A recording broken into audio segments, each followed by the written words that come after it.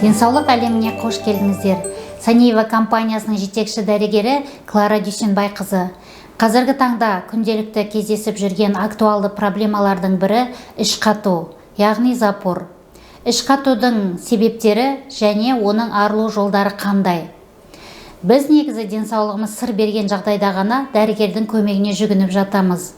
Алайда біздің ішектеріміздің дұрыс жұмыс жасамай жатқандығын, режимінің бұзылғанына мән бермейміз.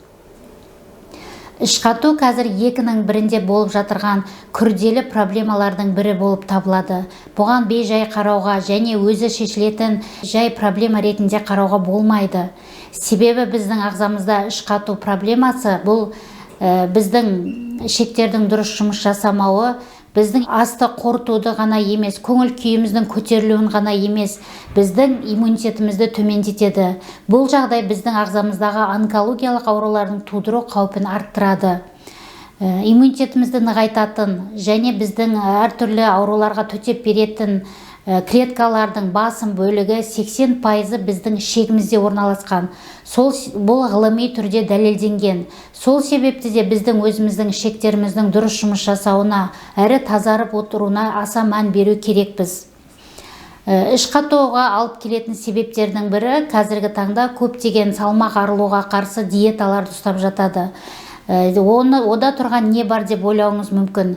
Біздің күнделікті ішіп отырған тағамымыздан мөлшері азайған кездері бұл күрделі өзгерістер біздің ағзамызға әсер етпей қоймайды. Себебі аз мөлшерде түскен тағам біздің ішектерімізде үлкен нәжістердің пайда болуына кесірін тигізеді және ішектің жиырылу процестері төмендейді. Сол себепті іште қалдықтар жиналып, іште іш қату проблемасы басталады.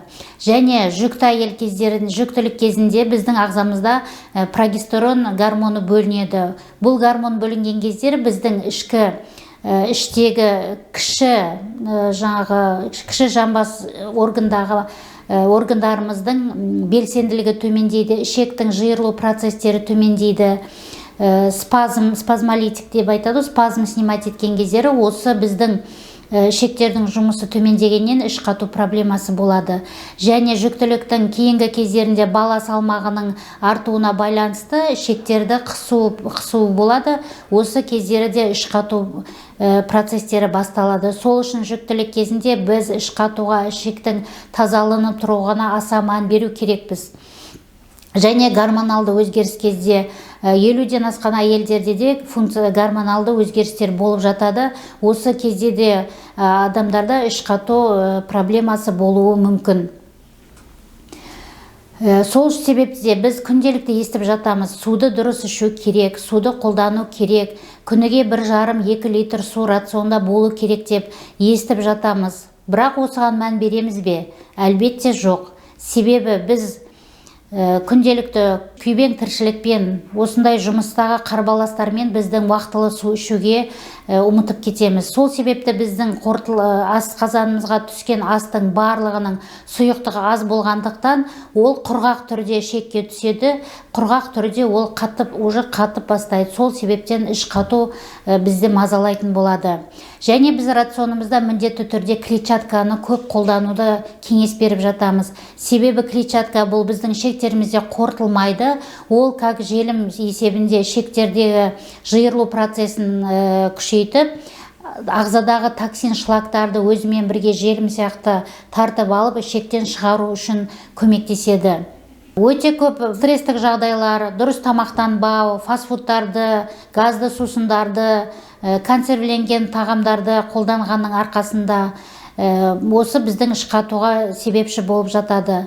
Біз негізі іш қату кезінде емес, оның алдын алу керек жағдайлар болып жатады. Сіздерге қазіргі таңда Санеева компаниясының таза табиғи шөптері, кейінгі технологияны пайдалана отырып, шөптердің барлығын суықта кептіру арқасында, шөптердің барлық белсенділігі, құндылығы, қасиеттері сақтала отырып жасалған осы 3 өнімді ұсынғым келіп отыр. Инулан өнімі біздің құрамында мия, александрия жапырағы, зығыр, ламинарий және арамсарбас бар. Бұл шөптердің мияны күнделікті естіп отырсыздар. Мия бұл дертке дауа, емге шипа. Бұл өміріңді ұзартқан келсе, мияны қолдану керек. Мияның құрамындағы біздің ішектердің қабыну процестеріне, ішектің дұрыс жұмыс жасауына көмектеседі. Ал ламинария бұл біздің ағзамызда микроэлементтердің жетіспеушілігін толықтатады және йод тапшылығының алдын алады. Александрия жапырағы бұл ішектеріміздің жиырылу процесін күшейтеді, ағзамыздағы токсин шлактардың барлығын шығаруға көмектеседі. Зығыр тұқымы да өте микроэлементтерге, витаминдерге бай, А, Е, С, К витаминдері, мырыш, кальций, фосфор, цинк, селен сияқты микроэлементтер бар. Бұлардың барлығы біздің ағзамызға керек микроэлементтер. Бұл өмірдің сыйқыры деп айтады. Жалпы бұл инулан өнімі антиоксидант, ағзамыздағы шлактарды, токсиндерді тазалауға, ішектердің жұмысын қалыпқа келтіруге бірден бір сорбент болып табылады. Екінші фарабиз өнімі бұл біздің ағзамыздағы асқазан ішек жолдарындағы ішектердің дұрыс жұмыс жасауына, қабыну процестерге қарсы жұмыс жасайды. Ағзамыздағы гастрит, язва, эрозиялармен себебі осындай себеп салдардың арқасында біздер ішқату пайда болады. Осы айтылған диагноздардың алдын алу үшін бізге фарабиз өнімі міндетті түрде қосу керек болады. Ішарықта каркаде чайы бұл біздің ішегімізде инулан ішектегі барлық бізде қатқан қақтарды, қалқан токсин шлактарды ішекке қопсыту арқылы түсіреді, ал ішектен айдап шығуға бізге осы ішарықта каркаде чайы көмектеседі. Осы үш өнімді бірге қосып комплексті пайдаланатын болсақ, біз ішқату проблемаларынан айығатын боламыз. Ауырып еміз дегенше ауырмайтын жол ізде.